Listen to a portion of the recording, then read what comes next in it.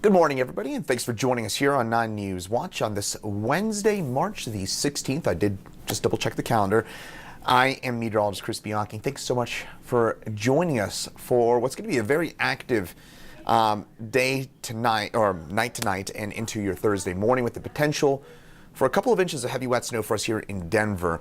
I'm going to break down the forecast for you because it is a tricky one here, folks. And I feel like I say that all the time, but I'm just telling you there is a lot of room for error. I will explain all of that here in just a second. Let's start things out with some of that kind of the overview about what we can expect. So here in Denver, the rain develops this afternoon. It looks a little later, so somewhere around kind of 2, 3, 4 o'clock is when that rain first develops for us here in the Denver area. And again, it will start as rain. Lower elevations below 6,500 feet, most of the area starts as rain. Those temperatures, I'll show you them in just a second. Generally speaking, in the 40s, it is far too warm for snow. Then tonight, after dark, we will talk about a flip to snow. Our evening commute tonight in the Denver area, for the most part, should be A-OK, with the exception of a few spots in the foothills and maybe the kind of tippy top of the Palmer Divide. Most of us, though, OK for the evening commute. It's tomorrow morning's commute and perhaps even tomorrow evening's commute that could be tricky, and especially for our friends in the foothills and the Palmer Divide. And I'm looking at you, 6,000, 6,500 feet or above. I'm talking Castle Rock, I'm talking South Parker, I'm talking west side of Morrison, I'm talking the west side of Golden. That is where you start looking at the potential for a foot plus of very heavy, wet snow. So let's start things out by taking a look at those temperatures right now. This is going to be key to our forecast. How warm do we get here in the Denver area over the next couple of hours? Right now, we're at 48 here in Denver, probably getting it up into the 50s. That will, the reason why I'm keeping an extra close eye on those temperatures, the warmer they get, the longer it will stay rainfall, of course. And then the other part of it is, the warmer it gets today, the warmer the ground is. So if those temperatures get up into the 55, 56 degree threshold, that's when we start talking about maybe our flip to snow tonight taking place around 10, 11, 12 o'clock as opposed to 7, 8, 9 o'clock. And that could mean the difference between 2 or 3 inches of snow in Denver versus 5 or 6. So hopefully that explains it for you. I'm going to be keeping a really close eye on those temperatures. So for today, I do think we get up into the mid-50s. I do think that's going to delay our flip from rain to snow in town. Again, I'll detail this for you more in just a second, but we get up to 56. Rain develops somewhere before the evening commute. I think it'll be just before. So again, somewhere in that 2 to 5 p.m. time windows when we see that rain first develop in Denver. And most of us will start off on a rainy note. Tonight, we do drop those temperatures down to 23 degrees. We'll flip things over from rain to snow. Those low temperatures will be key in determining how much snow and how quickly it piles up for us, but in the mountains, a lot of single digits and teens. Now, tomorrow, the snow will be taking place throughout the morning hours, and this is the kind of adjustment to the forecast, is that it looks like that snow is going to take place, it's going to be snowing most of tomorrow morning in around the metro area, and that will probably boost totals a little bit here, but notice those temperatures.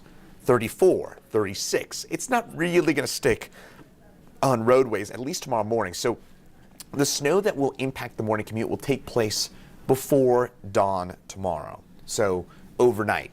Again, tomorrow, if it's a high March sun angle, it's 34, it's 36. That is not sticking to the roads. Even if it's snowing, it's got to snow so heavily for it to overcome the warmer pavement. Again, point is, it's not going to stick to the roads. This would accumulate maybe on grassy surfaces. Then let's kind of map this out for you. All right, so I've kind of gotten into a fair bit of detail already. Let's kind of walk this through you, for you, hour by hour a little bit, right? So tonight, again, as I mentioned, somewhere between about 2 and 5 is when I think the rain first develops. And by the way, for my friends here in the Denver area, I'll have a closer look in here in just a second. But in the mountains, it's already snowed in a lot of spots. That snow will push south along the I-70 corridor, and it'll continue to push south as we head through the daytime hours and into tonight. Lower elevations, it's rain to start. Higher elevations, 7,000 feet or above, it's all snow. And then tonight, we flip things from rain to snow on the eastern plains. And by the way, Colorado Springs, Pueblo, you could be in for a pretty decent little snowstorm here from this event, especially Colorado Springs. Denver, as I mentioned, one of the adjustments is that it looks like it's going to snow throughout the day tomorrow. Eastern Colorado will be seeing some heavy wet snow at times through the day tomorrow as well before our system spins on out of here. And then we got a much clearer and also much more beautiful day on your Friday, and the weekend ahead looks fantastic before our next storm early next week. All right, with that in mind, closer look in here at Denver again. I do think we're going to have to wait a couple more hours until that snow or that rain even develops for us here in town. Looks like late this afternoon is when that rain does develop, between about 2 and 5. Then by tonight, during the evening commute, it's all rain for most of the metro. Then after dark, when exactly this changeover takes place will be key as to how much snow we get. But notice the difference here. The south and west sides of the metro area, 6,000 feet or above, it's snowing by probably 8, 9 o'clock. That snow initially will struggle to accumulate. I don't think as you go to bed tonight, you're going to see a ton of accumulation out there.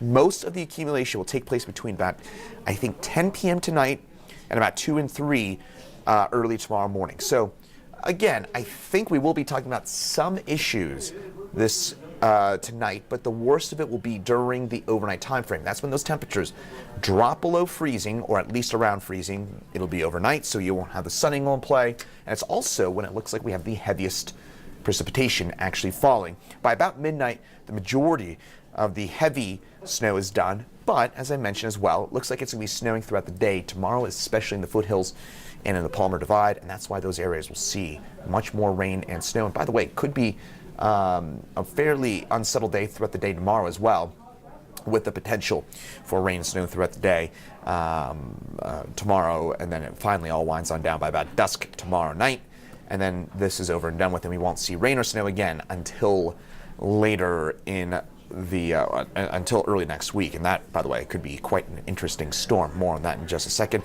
Meantime, snowfall amounts, Denver, I think 3 to 6 should do it for us here in town.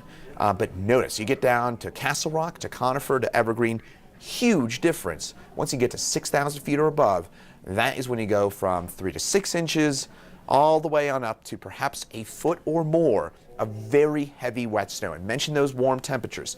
Now, when we're talking about those temperatures right around freezing, that means there is a very high water component to that snowfall. It's perfect snowball weather, for example. Kiddos will love that. Don't throw snowballs, but, well, you can if you want to. Just be careful. Actually, as a kid. Maybe even now. But the snow will have a very high water concentration to it.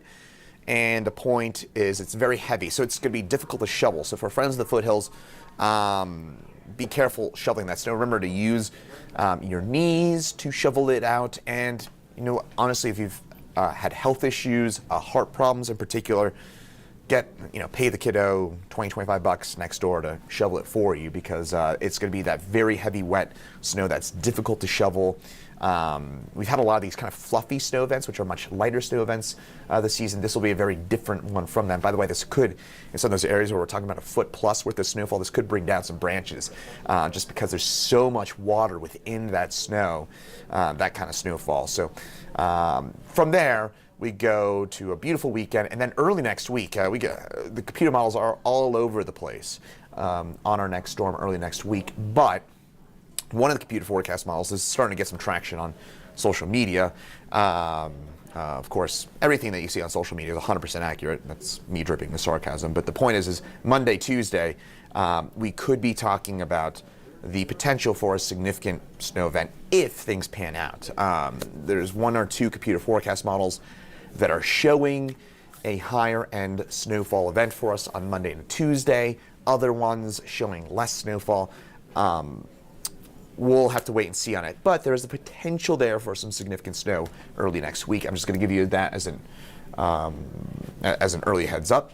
I think it's better to inform you about that possibility is there, rather than to just kind of look past it. So again, early next week, close eye on the potential for some early snow, for some potentially heavy snow, but of course it could just stay south of us and really not affect us all that much. And of course, all eyes on the day tomorrow. So Palmer Divide, that you're going to be talking about a very heavy wet snow and some very big impacts to those roads for tomorrow morning. Denver, about 3 to 6 inches will do it for us here in the metro. We'll keep you posted on all of it right here on 9 News Weather. I'm meteorologist Chris Bianchi, and have a great and safe rest of your day.